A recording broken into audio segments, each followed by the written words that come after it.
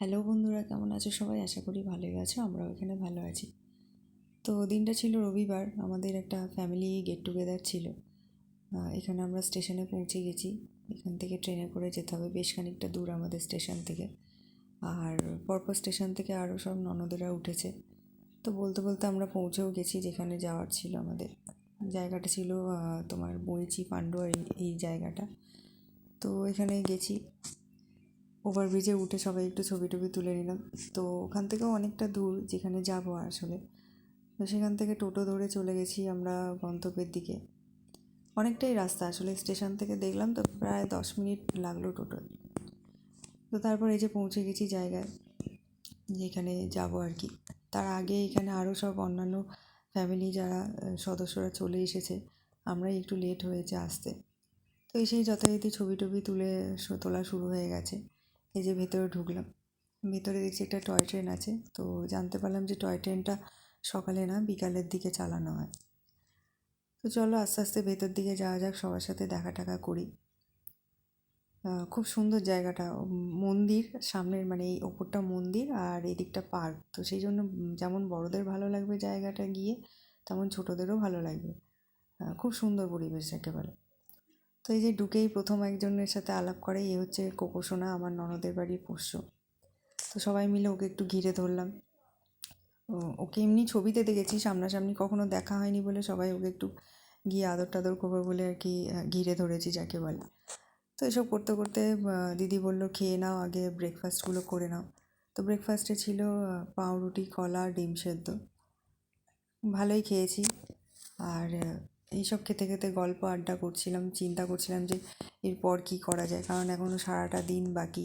তাই এই যে মেজো ননদকে বলছিলাম যে হ্যাঁ এরপর চলো নাচ গান শুরু করবে। তো এইসব কথাবার্তা আর কি, ফ্যামিলিতে যেরকম হয়, অনেক দিন পর দেখা হলে যেটা হয় আর কি। আর এখানে আমার মেয়ে আর এই যে বড় ননদ কলা দেখাচ্ছে। তো খাওয়া দাওয়া করে চলে গেলাম আবার কোকোসোনার কাছে। ওকে তো সহজে সামনে পাওয়া যায় না, তো ওকে পেয়েছি। এবার ননদকে বললাম ওকে একটু বার করে দাও। তো এই যে ওর জায়গায় চলে এসেছে।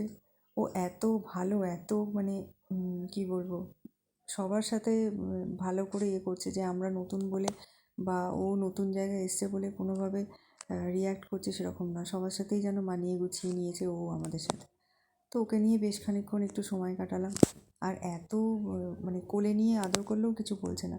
আমরা তো ওর কাছে নতুন সদস্য, কিন্তু তাতেও ওর কোনো ইয়ে নেই, ভীষণ কমফোর্টেবল যাকে বলে।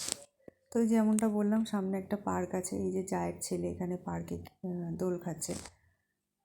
ওভারঅল জায়গাটা সুন্দর, এই যে যার মতন শুরু করে দিয়েছে আর কি। বাচ্চারা গেলেও আনন্দ পাবে, বড়রা গেলেও আনন্দ পাবে। এই দেখো বড়রা দোলনা নিয়ে বসে পড়েছে। তো মেয়েকে বলছিলাম এখানে ধুলো, এর মধ্যে কেন শুয়ে পড়ছিস। সে যাই হোক, আর দোলনা পেলে ছোটো বড়ো হয়তো সবাই দোল খেতে একটু চায়। তো যেমন বলা তেমন কাজ, আমিও চলে গেছি। আর এখানে বড়রা আর কী করবে, যারা খুব একটা দোলনা ছাড়তে পছন্দ করে না তারা এইটাকেই নিয়ে ঘুরছে। আর আমরা সবাই মিলে সেটাকেই ক্যামেরা বন্দি করছি। আসলে জীবনটা তো খুব আনসার্টেন, মানে সবাই সবসময় হয়তো অ্যাভেলেবেল থাকে না। সেই জন্যেই আমরা এই মুহূর্তগুলোকে ক্যাপচার করে নিচ্ছি, যাতে মানে ভবিষ্যতে আমরা এই মুহূর্তগুলোকে দেখে আনন্দ করতে পারি। তো এই যে এখানে এক যা, ননদ, ওই যে যেমনটা বললাম এটা জায়ের ছেলে, শাশুড়ি মা, দাদা সবাই ছিল। এইসব করতে করতে অনেকটা সময় চলে গেল, ভালোই কাটছিল। এই যে কোকোসোনাই বা কোকোসোনা সরি, ওই বা বাদ যায় কেন, ও একটু হাতির ওপর চড়ে আনন্দ করে নিয়েছে। যদিও একটু ভয় ভয় পাচ্ছিল, তাতে কি। তো তারপর এই যে গান নাচ নিয়ে শুরু হয়ে গেছে, দুই ননদ মিলে নাচতে শুরু করেছে।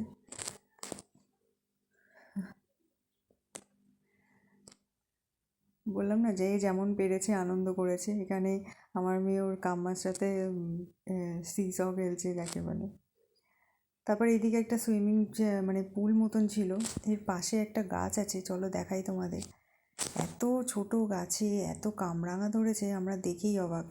মনে তো হচ্ছিলো একটু ছিঁড়ে নিই, কিন্তু যথারীতি একটা জায়গায় গেলে সেখানকার রুলসগুলোকে ফলো করতে হয়। আর এই গাছটায় সবেদা দেখো, মানে পাতায় পাতায় সবেদা হয়েছে যাকে বলে। ওই যেমন বলা তেমন গাছ, সব ছবি তুলতে শুরু করে দিয়েছে। তারপর এই যে লাঞ্চ করতে চলে এসেছি। ভাত, ডাল, বেগুনি ছিল, আর আলু ফুলকপির তরকারি ছিল চিংড়ি মাছ দিয়ে। তারপর ছিল রাইস, চিকেন, তারপর ছিল চাটনি, পাঁপড়, মিষ্টি।